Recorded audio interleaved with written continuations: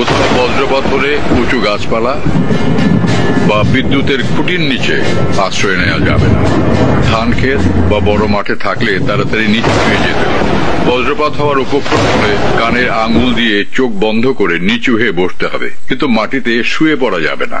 বাড়ির ছাদ কিংবা উঁচু কোনো স্থানে থাকলে দ্রুত সেখান থেকে নেমে যেতে হবে। সবচেয়ে ভালো হয় কোনো একটা পাকা দালানের নিচে আশ্রয় নিতে পারলে। বজ্রপাতের সময় বাড়িতে থাকলে জানালার কাছাকাছি থাকা যাবে না। দরজা জানালা বন্ধ রেখে ঘরের ভেতরে থাকতে হবে। বজ্রপাত ও ঝড়ের সময় বাড়ির ধাতব কল, সিঁড়ির রেলিং, ধাতব রেলিং, এমনকি ল্যান্ডলাইন টেলিফোনও স্পর্শ করা যাবে না। বজ্রপাতের সময় বৈদ্যুতিক সংযোগযুক্ত যেমন টিভি, ফ্রিজ, কম্পিউটার জাতীয় যন্ত্রপাতি সুইচ বন্ধ করে এগুলোর প্লাগ খুলে ফেলতে হবে। বজ্রপাতের আভাস পেলে আগেই এগুলোর প্লাগ সম্পূর্ণ বিচ্ছিন্ন করতে হবে। অব্যবহৃত যন্ত্রপাতির প্লাগ খুলে রাখতে হবে। বজ্রপাতের সময় গাড়ির ভেতরে থাকলে সম্ভব হলে গাড়িটি কোনো কংক্রিটের ছাউনির নিচে আশ্রয় নিতে হবে। গাড়ির ভেতরের ধাতব বস্তু বা গাড়ির কাজ স্পর্শ করা থেকে বিরত থাকতে হবে।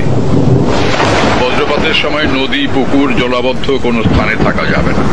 কয়েকজন মিলে খোলা কোনো স্থানে থাকাকালীন সময় বজ্রপাত শুরু হলে প্রত্যেককে 50 থেকে 100 ফুট দূরে সরে যেতে হবে।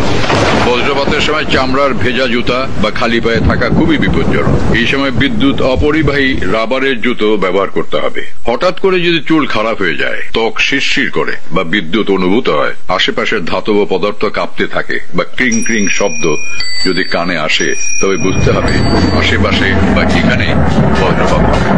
এমন পরিস্থিতিতে বজ্রপাত থেকে নিরাপদ হতে প্রয়োজনীয় ব্যবস্থা গ্রহণ করতে হবে। আবাসস্থানকে বজ্রপাত থেকে নিরাপদ রাখতে প্রয়োজনীয় ব্যবস্থা নিতে হবে। এজন্য আর্থিং সংযুক্ত রড বাড়িতে স্থাপন করতে হবে। এক্ষেত্রে দক্ষ ইঞ্জিনিয়ারের পরামর্শ নিতে হবে।